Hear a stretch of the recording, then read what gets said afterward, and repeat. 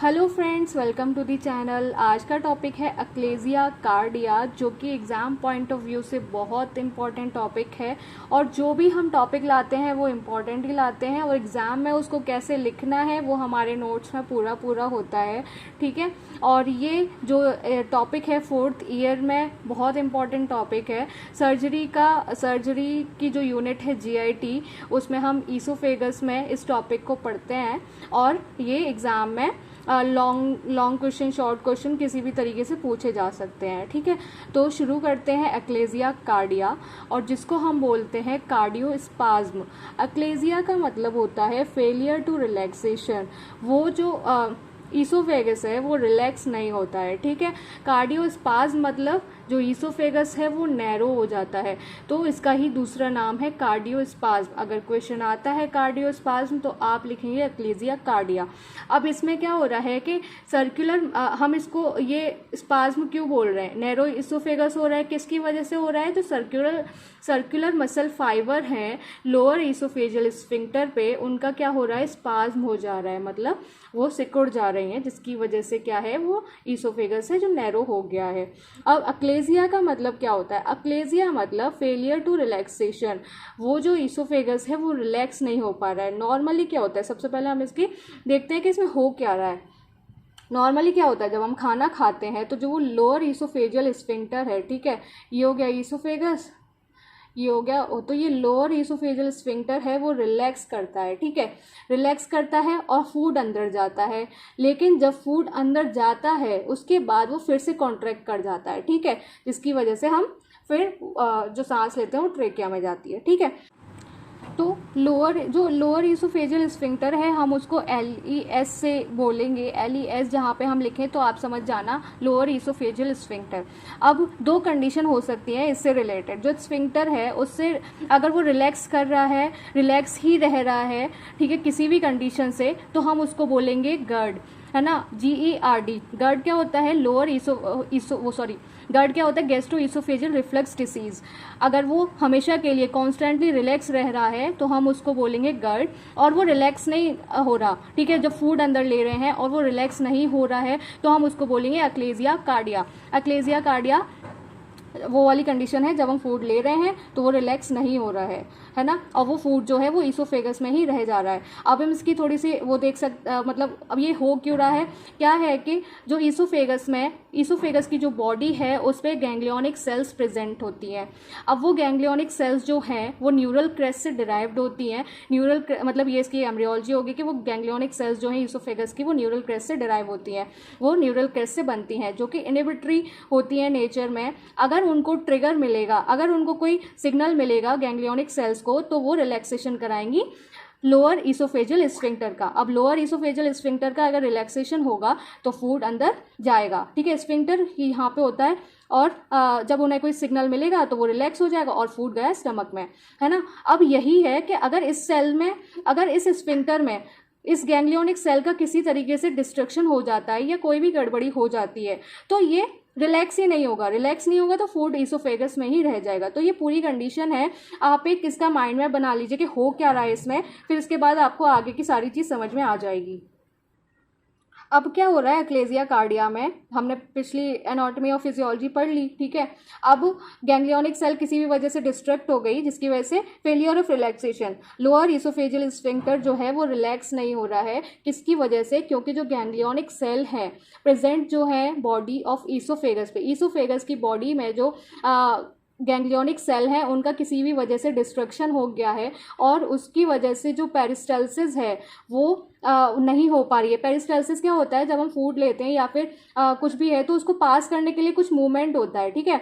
अब कुछ खाया और वो मतलब कुछ खाया तो वो यहीं रह जाएगा, लेकिन हमारी जो ईसोफेगस है और स्टमक है उसमें कुछ मूवमेंट होते रहते हैं जिसकी वजह से वो पास होता है। अब उसमें जो गैंग्लियोनिक सेल्स हैं उनका डिस्ट्रक्शन हो गया है, जिसकी वजह से पेरिस्टाल्सिस नहीं हो रही है और वो फूड जो है वो मूव नहीं कर रहा है। अब उसकी वजह से क्या होगा? डायलिटेशन होगा, टॉर्चोसिटी होगी और हाइपरट्रॉफी होगी ईसोफेगस की। ठीक है। स्फिंक्टर के ऊपर ही ये सारी कंडीशन हो रही है, क्योंकि वो नीचे पास नहीं हो रहा है, ऊपर ही है और फूड ऊपर भरा हुआ है, जिसकी वजह से ईसोफेगस है वो डायलेट होगा। टॉर्चोसिटी मतलब टेढ़ा मेढ़ा हो जाएगा, और हाइपरट्रॉफी हो जाएगी जाएगी ईसोफेगस की, फिर उससे वहाँ पे बहुत ज़्यादा काम करना पड़ रहा है, ठीक है, उसकी सेल्स को। इसको हम बोलेंगे डिस्फेजिया, क्योंकि हम उसको स्वेलो नहीं कर पा रहे हैं, हमें उसमें डिफ़िकल्टी हो रही है स्वेलो करने में फूड को। अब ये एक मोटिलिटी डिसऑर्डर है जहाँ पे क्या है, पेरिस्टाल्सिस जो है वो स्टॉप हो जा रही है। भाई पेरिस्टाल्सिस का काम ही है कि है ना, वो जो चीज़ें हैं उसको मोटिलिटी प्रोवाइड करना, मतलब उसको पास कराना, उसमें एक्टिविटी डालना, ठीक है। तो वो पेरिस्टाल्सिस जो है वहाँ पे एब्सेंट हो जा रही है, ठीक है। तो इसको ये एक मोटिलिटी डिसऑर्डर है। अब हम आते हैं टाइप ऑफ अक्लेजिया कार्डिया। इसको हम शिकागो क्लासिफिकेशन भी बोलते हैं और ये एग्ज़ाम में आ भी सकता है। वैसे ये इंपॉर्टेंट नहीं है, लेकिन ये बुक में लिखा था तो मैंने यहाँ पे डाल दिया है। इसमें आपको बहुत ज़्यादा नहीं समझना है क्योंकि इतना डीप में मैंने भी नहीं पढ़ा इसको, ठीक है। टाइप 1, टाइप 2, टाइप 3 होते हैं शिकागो क्लासिफिकेशन में, और अक्लेजिया कार्डिया के टाइप भी यही होते हैं। टाइप 1 कौन सा होता है, क्लासिक टाइप। टाइप 2 होता है ईसोफेजियल कंप्रेशन। टाइप 3 होता है स्पास्टिक एक्लेजिया, ठीक है। टाइप 1 में हम देखेंगे IRP, कुछ इसके टर्मिनोलॉजी हैं, है ना, टर्म्स हैं IRP, DCI और एक DL। IRP मतलब इंटीग्रल रिलैक्सेशन प्रेशर। अगर ये बढ़ा हुआ होता है, तो अगर ये बहुत बढ़ा हुआ है इसका मतलब है वो रिलैक्स नहीं कर रहा है। LES जो है लोअर ईसोफेजियल स्फिंक्टर है, बहुत अगर अपनी वैल्यू से बढ़ा हुआ है तो इसका मतलब है वो रिलैक्स नहीं कर रहा है। तो वैल्यूज़ हम देख के पहचान जाएंगे कि हाँ वो स्फिंक्टर रिलैक्स नहीं है ना। अब DCI अगर वो जो वैल्यू है मोर देन 15 mmHg है, इसका मतलब IRP बढ़ा हुआ है और इसोफेगस जो है वो स्फिंक्टर जो है वो रिलैक्स नहीं है। DCI क्या होता है, डिस्टल कॉन्ट्रैक्टाइल इंटीग्रल। ये क्या है कि इसोफेजियल कॉन्ट्रैक्शन की स्ट्रेंथ बताता है, ठीक है। अब less than 450 mmHg centimetre square है, तो इसका मतलब क्या है कि 100% फील्ड पेरिस्टाल्सिस है ना। ये एक वैल्यूज़ हैं जो कि आप याद ना भी करें तो चल जाएगा, क्योंकि ये मुझे इंपॉर्टेंट नहीं लगता है, बस ये है इस वजह से मैंने बता दिया। अब टाइप 2 में क्या होता है, टाइप 2 में देखिए इसमें बहुत सारी चीज़ें सेम है। जैसे आपको IRP यही लिखनी है ना, मोर देन 50 mmHg यही लिखनी है। DCI में यही लिखना है। DCI जो इसमें है इसोफेजियल कंप्रेशन में, DCI इसमें कैलकुलेट नहीं हो पा रहा है और इसमें 100% फेल पेरिस्टाल्सिस है, पैरालिसिस नहीं है, ये पेरिस्टाल्सिस है। और पैन ईसोफेजियल प्रेशराइजेशन, जिस मतलब पूरे ईसोफेगस में इसका जो प्रेशर है मोर देन 20% ऑफ स्वेलो, है ना। अब टाइप 3 में क्या है, IRP बढ़ा हुआ है, प्री मैच्योर कॉन्ट्रैक्शन है with more than 20% of swallow. DCI जो मैं आपको बता चुकी हूँ more than 450 mmHg centimetre square, इसमें स्ट्रेंथ होती है कॉन्ट्रैक्शन की, मतलब, है ना। DL क्या है, डिस्टल लेटेंसी। डिस्टल लेटेंसी क्या है, हाउ क्विकली पेरिस्टाल्सिस ट्रेवलिंग। तो मोर देन वो लेस देन 4.5 सेकेंड होगी तो स्पास्टिक अक्लेजिया कहा जाएगा उसको, और उसको टाइप 3 कैटेगरी में रखा जाएगा। तो ये टाइप ऑफ अक्लेजिया कार्डिया हैं, आप इसको स्किप करके आगे का भी पढ़ सकते हैं, ठीक है। अब हम आते हैं क्लिनिकल फीचर पे। क्लिनिकल फीचर जो कि बहुत इंपॉर्टेंट है, जो कि हम जानते हैं, इसमें क्लासिकल ट्रायड मिलता है। डिस्फेजिया हमने पीछे पढ़ा कि डिस्फेजिया वहाँ पे क्यों हो रहा है, क्योंकि वहाँ पे जो खाना है वो ईसोफेगस में ही भरा हुआ है, उसकी वजह से पेशेंट को खाना मतलब स्वेलो करने में दिक्कत हो रही है। रिगर्जिटेशन, अब खाना जब ईसोफेगस में भरा हुआ है तो वो ऊपर भी आएगा और खाना लौट के वापस आएगा, तो उसको हम रिगर्जिटेशन बोलते हैं। और वेट लॉस, अब उसे खाना लेने में दिक्कत हो रही है तो वो खाना छोड़ देगा, कम खाएगा, जिसकी वजह से क्या होगा, वेट लॉस। ये 30 to 35 ईयर की एज में होता है, फीमेल में ज़्यादा होता है मेल के कंपैरिजन में। डिस्फेजिया क्यों हो रहा है, क्योंकि वहाँ पे भाई ऑब्स्ट्रक्शन हो रहा है, मतलब जब कुछ चीज़ स्वॉलो कर रहे हैं तो वहाँ पे ऑब्स्ट्रक्शन हो रहा है, लेकिन सॉलिड फूड जो है वो एक तरीके से जा सकता है, ठीक है। वो एक बोलस बनाता है, मतलब वो एक मास बनाता है और वो हैवी होता है। हैवी होने की वजह से उसमें कुछ ग्रेविटी का एक्शन होता है, मतलब वही है कि वो भारी होगा तो भाई वो जल्दी पास कर जाएगा और वो वहाँ पे स्फिंक्टर को टच करता है, और भारी होने की वजह से थोड़ा बहुत फूड जो है वो पास हो जाता है स्टमक में। Partially open lower oesophageal sphincter, ठीक है। कुछ जो स्फिंक्टर है, मतलब थोड़ा, अब जैसे मान लीजिए ये ईसोफेगस है और ये स्टमक है। तो अगर जो फूड आएगा वो थोड़ा हैवी होगा, हैवी होने की वजह से जो स्फिंक्टर से वो फूड जो है वो पास कर जाएगा। अब वो पानी के साथ तो नहीं हो सकता है। Patient feel obstruction in case of liquid food, solid food passes more easily in all condition of dysphagia. Dysphagia की जितनी भी कंडीशन है, केवल एक्लेजिया कार्डिया ही ऐसी कंडीशन है जिसमें पेशेंट को फूड सॉलो करने में, सॉलिड फूड सॉलो करने में दिक्कत नहीं हो रही है, मतलब दिक्कत हो रही है लेकिन वो फूड पास हो जा रहा है और वो लिक्विड नहीं ले पा रहा है। ठीक है, ये जो एक्लेजिया कार्डिया है वो एक ऐसी कंडीशन है, वरना और सारी कंडीशन में लिक्विड ईजिली ले सकते हैं सॉलिड फूड से कंपैरिजन में। रिगर्जिटेशन अर्लीस्ट और मोस्ट कॉमन है ये। Regurgitation of food occur at night when patient is recumbent, जब वो लेटता है तो फूड वो लौट के वापस आता है। Dysphagia for liquid result in the regurgitation also known as pseudo vomiting या ईसोफेजियल स्यूडो वॉमिटिंग। अगर लिक्विड लेने में दिक्कत हो रही है और वो वहाँ पे रह जा रहा है और वो रिगर्जिटेट कर रहा है, ठीक है, तो हम उसको स्यूडो वॉमिटिंग या फिर ईसोफेजियल स्यूडो वॉमिटिंग बोलेंगे। Regurgitant material contain foul smelling oesophagus content, ठीक है, उसमें से उस जो मटेरियल है जो रिगर्जिटेट कर रहा है वो फाउल स्मेलिंग होगा। अब क्या है, रिगर्जिटेशन से एस्पिरेशन भी हो सकता है, ठीक है, जो वहाँ पे मटेरियल है वो ट्रेकिया में भी शिफ्ट हो सकता है जिसकी वजह से एस्पिरेशन वहाँ पे हो सकता है। वेट लॉस में क्या है, no intake of food and water leads to the weight loss. अब वो खाना नहीं खाएगा, कम खाएगा, जा ही नहीं रहा है, तो उसकी वजह से वेट लॉस हो सकता है। तो एक क्लिनिकल फीचर है, ट्राइड मिलता है, डिस्फेजिया, रिगर्जिटेशन, वेट लॉस। अब और फीचर्स हम क्या क्या देख सकते हैं, heart burn, recurrent respiratory tract infection, features of anaemia, glossitis, stomatitis, pallor, retrosternal discomfort, radiation of pain to interscapular region. अब हम इन्वेस्टिगेशन क्या क्या करते हैं, इसमें हम 4-5 इन्वेस्टिगेशन करते हैं जो कि आप शायद पूरे स्टमक में, पूरे ईसोफेगस में ही करेंगे। ठीक है, बेरियम स्टडी करेंगे, ईसोफेगोस्कोपी करेंगे, x ray chest, plain x ray abdomen, oesophageal manometry. ठीक है, तो बेरियम स्टडी में क्या करते हैं, जब हम बेरियम स्टडी करेंगे तो क्या होता है कि वहाँ पे बर्ड बीक अपीयरेंस मिलती है या फिर हम कहें पैरट बीक अपीयरेंस मिलती है। डायलेटेड ईसोफेगस, मतलब इनका क्या मतलब है, बर्ड बीक अपीयरेंस और पैरट बीक अपीयरेंस का, ये बहुत ही इंपॉर्टेंट टॉपिक है, वो बहुत ही इंपॉर्टेंट वर्ड है, आपको याद रखना है, आपको कभी नहीं भूलना है। ठीक है, बर्ड बीक अपीयरेंस ये हर एक एग्ज़ाम में आता है, ये कॉम्पिटिटिव एग्ज़ाम में भी आता है, जबकि बहुत ईजी है ना, इसलिए हमें इसे भूलना नहीं है। तो इसमें क्या है, ईसोफेगस जो है वो डायलेटेड है ऊपर की तरफ से और जो नीचे का सेगमेंट है वो टेपरिंग है। ठीक है, ऊपर डायलेटेड है और नीचे टेपर्ड है, ठीक है, पॉइंटेड है। अब क्रॉनिक केस में क्या है, सिग्मोइड ईसोफेगस भी मिलेगा। Absence of gas bubble in stomach में गैस बबल नहीं मिलेंगे। Barium study is a first investigation of choice. ठीक है, डिस्फेजिया के पेशेंट में बेरियम स्टडी हम कराते हैं। इसमें क्या होता है कि हम बेरियम सॉलो कराते हैं, मतलब हम बेरियम देंगे और फिर उसको हम देखेंगे कि बेरियम जो है वो कहाँ कहाँ पे पास हुआ है। अगर वहीं रुक जाता है और वहाँ पे ईसोफेगस में रुक जाता है, उससे पता चलती है कि बर्ड बीक अपीयरेंस बना रहा है, ऊपर डायलेटेड ईसोफेगस है, नीचे टेपर एंड है। अब एक्सरे चेस्ट में क्या मिलेगा, डायलेटेड ईसोफेगस मिलेगा जो कि एक क्या स्यूडो ट्यूमर की तरह दिखता है। मीडियास्टेनल मास उसमें वहाँ पे दिखता है और वो मतलब रिलेट करेगा किससे, स्यूडो ट्यूमर की तरह। Retrocardiac air fluid level in lateral view. Aspiration pneumonitis can be diagnosed. इसमें मतलब एक्सरे चेस्ट में डायलेटेड ईसोफेगस मिलेगा जो कि एक स्यूडो ट्यूमर की तरह दिखता है। ठीक है, हमें इसमें ये याद रखना है।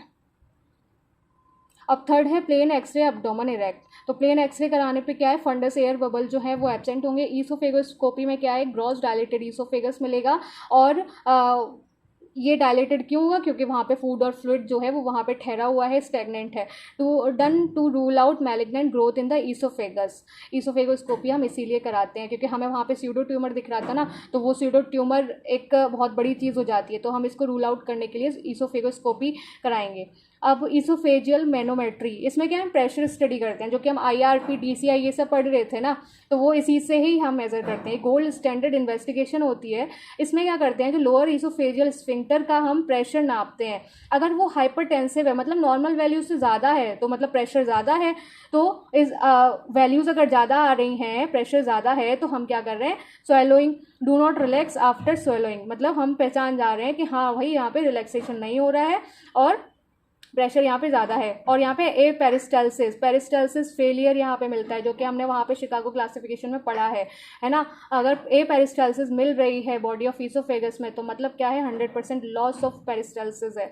अब increase resting pressure in oesophagus, जो कि हमने शिकागो क्लासिफिकेशन में भी पढ़ा था कि वहाँ पे जो रेस्टिंग प्रेशर है वो बढ़ा हुआ है, जिसकी वजह से हम पहचान जाएंगे कि हाँ ये अक्लेजिया कार्डिया कंडीशन है।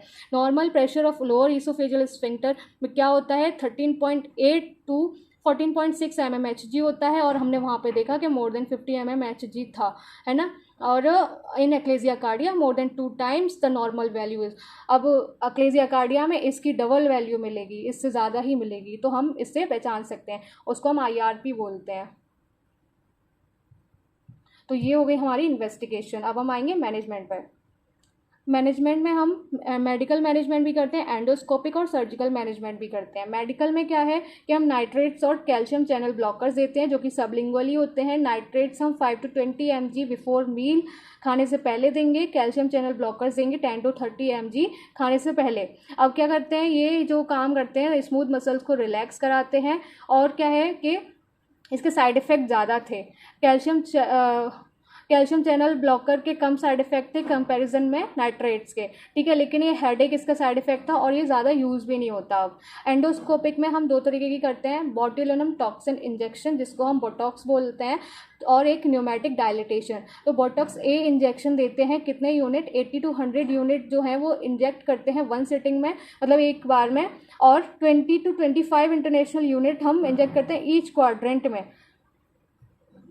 एक सिटिंग में इतने, और ईच क्वाड्रेंट में 20 to 25, है ना। अब क्या है कि ये क्या करते हैं, एसिटाइल कोलिन रिलीज को ये ब्लॉक करेंगे। Repeat injection are necessary, or effect is temporary. अब क्या है कि हमें इन्हें ये चीज़ हमें बार बार करानी पड़ रही है, तो ये इसके इफेक्ट मतलब ये जो है वो द्वारा रीअकर हो सकता है, जिसकी वजह से हमें ये चीज़ बार बार करानी पड़ेगी। ये टेम्परेरी मेथड है, और हम आगे जो सर्जिकल मेथड है वो परमानेंट मेथड है। न्यूमेटिक डायलिटेशन, इसमें क्या करते हैं, बलून से हम डायलेट करेंगे स्फिंक्टर को। ये most effective non surgical operation है। ये सर्जरी में, मतलब सर्जरी तो अलग ही हो जाती है ना, तो नॉन सर्जिकल ऑप्शन है। इसमें क्या है कि हम बलून से स्फिंक्टर को डायलेट करेंगे, और वो बलून किसका होगा, पॉलीथाइलिन बलून इज यूज्ड। अब लोअर स्फिंक्टर जो है वो डायलेट होगा by putting the balloon. Dilator जो है 3 to 4 सेंटीमीटर का होता है, 70% परमानेंट रिलीफ होता है। अब ओवर इन्फ्लेशन से क्या होगा, रप्चर और परफोरेशन हो सकता है ईसोफेगस का, ठीक है। अब आते हैं सर्जरी पे। सर्जरी में क्या है, मॉडिफाइड लेफ्ट हेलर कार्डियोमायोटोमी करेंगे, जो कि गोल्ड स्टैंडर्ड है। इसमें क्या करते हैं, मसल को कट करते हैं, जो लोअर ईसोफेगस स्फिंक्टर की जो मसल होती है ईसोफेजियल स्फिंक्टर की, उसको हम कट करेंगे 5 सेंटीमीटर प्रॉक्सिमली, मतलब ऊपर की तरफ कट करते हैं, और एक कट लगाते हैं 2 centimetre distally from gastro oesophageal junction से। अब क्या है, ये ट्रांस एब्डोमिनल भी की जा सकती है, ट्रांस थोरेसिक भी की जा सकती है, मतलब एब्डोमेन से भी की जा सकती है, थोरैक्स से भी की जा सकती है। लैप्रोस्कोपिक अप्रोच मतलब लैप्रोस्कोपी से भी की जा सकती है, लेकिन जो लैप्रोस्कोपिक अप्रोच है वो बहुत ज़्यादा इस टाइम पे चल रही है, वो ज़्यादा प्रेफरेबल है। अब एक टेक्निक होती है पोम, है ना, POEM, पर ओरल एंडोस्कोपिक मायोटमी। हम क्या है कि हम अगर एब्डोमेन में करेंगे तो एब्डोमेन में स्कार मार्किंग होगी, थोरैक्स में स्कार मार्किंग होगी। हम इसमें बिना स्कार मार्किंग के ये टेक्निक करते हैं, और किससे करते हैं, ईसोफेगस एंडोस्कोपी। हम ईसोफेगस के थ्रू हम जाके इस टेक्निक को करते हैं, मसल को कट करते हैं, ठीक है। तो ईसोफेगस के थ्रू जाके हम मायोटमी कर रहे हैं। फेगस से जाएंगे और वहाँ पे म्यूकोसा को कट करेंगे।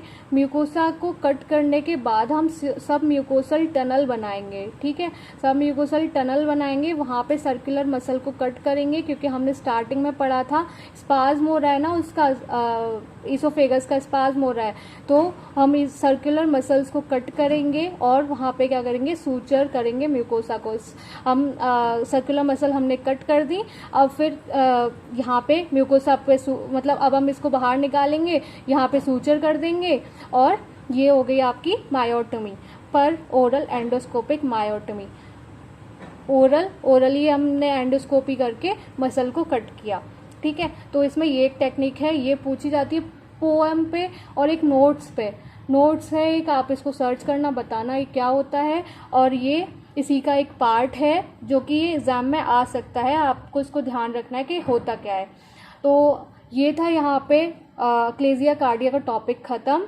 और अगर आपको इसमें कोई भी दिक्कत होती है आप मुझे मैसेज कर सकते हैं, कमेंट कर सकते हैं, और अगर आपको कोई स्पेसिफिक टॉपिक चाहिए तो हम उस पर वीडियो बनाएंगे, आप कमेंट कीजिए, ठीक है। और अगर आपको ये अच्छे से समझ में आता है, मैंने पूरी कोशिश की है आपको अच्छे से समझाने की, अच्छे से समझ में आता है तो आप इस वीडियो को लाइक कीजिए, चैनल को सब्सक्राइब कीजिए, थोड़ा सा भी हेल्पफुल है तो आप प्लीज़ चैनल को सब्सक्राइब करके दूसरों में शेयर कीजिए। Thank you so much for watching the video. Thank you.